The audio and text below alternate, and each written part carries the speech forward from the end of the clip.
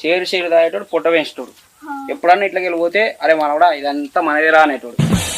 ఇప్పుడు కోట్లు వలుపుతున్నాయి, ఏం చేద్దాం? అయినా మా అన్నయ్యేగా.